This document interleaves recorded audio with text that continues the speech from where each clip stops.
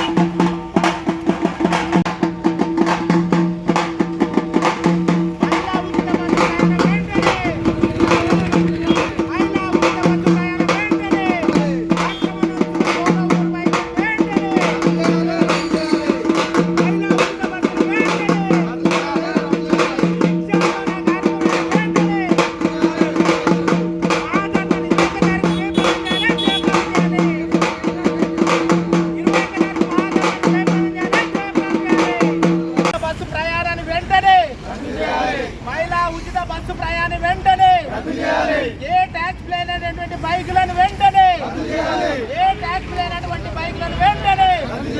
మహిళా ఉచిత బస్సు ప్రయాణాలు వెంటనే ఆల్టర్నేట్ గా దానికి ఏదైనా మార్గం చూపాలి మహిళలకు ఏదైనా దానికి ఆల్టర్నేట్ గా మార్గం చూపించాలి ఆటో కార్మికుల ఐక్యత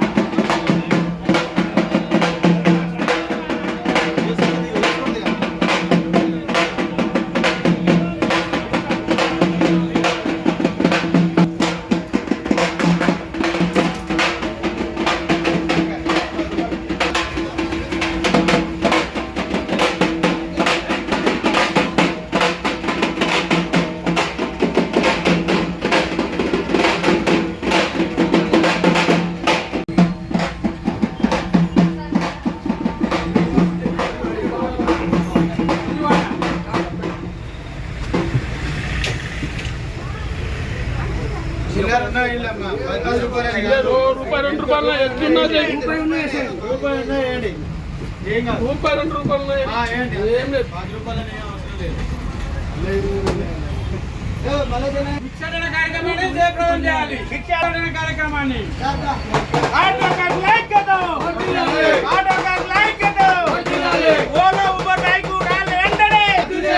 ఏ ట్యాక్స్ లేనటువంటి బైక్లను వెంటనే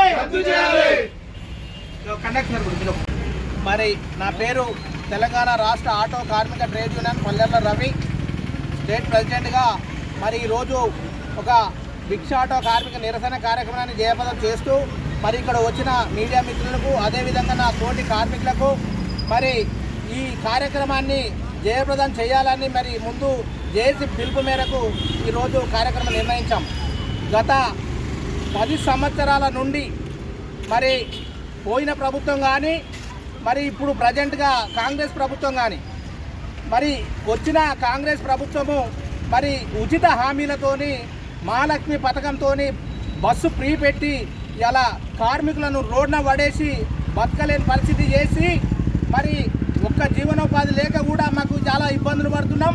రోజుకు 500 సంపాదిస్తే 200 మిగలలేకపోతుంది. దానికి తోడు మరి గత ప్రభుత్వము మరి ఓలో ఊబర్ బైక్ లాంటిది తెచ్చి టీఆర్ఎస్ ప్రభుత్వం ఓలో ఊబర్ బైక్ లాంటిది తెచ్చి దాన్ని మరి ఇలా ఆటో కార్మికుల పొట్టగొట్టి ఇలా ఎక్కడ కూడా ఆటో కార్మికులు బతకలేని పరిస్థితి. కానీ ఇలా ఒక ఆటో ఈఎంఐని కట్టుకోలేకపోతున్నాం, మరి ఇంటి కిరాయి కట్టుకోలేకపోతున్నాం, స్కూల్ ఫీజులు కట్టుకోలేకపోతున్నాం.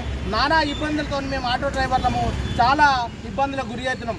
మరి గవర్నమెంటు మరి ఇంతకుముందు చర్చలకు మొన్న సెక్రటరీ పిలిచింది, కానీ తూతూ మంత్రంగా దాన్ని మరి చర్చలలో మీకు అది చేస్తాం ఇది చేస్తాం అన్నారు, కానీ ఇప్పటివరకు ఏం చేసింది లేదు, దాన్ని ఊసే లేదు. కానీ మరి ఇవాళ ఏదైతే 117 ఇక్కడ 117 ఇక్కడ అవసరం లేనటువంటి బస్సులను విడిగా వేసి గవర్నమెంట్ నష్టం కూడా కలుగుతుంది. ఉత్తిగా పోతున్నాయి బస్సులు. మరి ఆ బస్సులు వేయకుండా ఒక టైం ప్రకారం వేస్తే ఇక్కడ ఉన్న కార్మికులు కూడా జీవనోపాధి ఉంటుంది.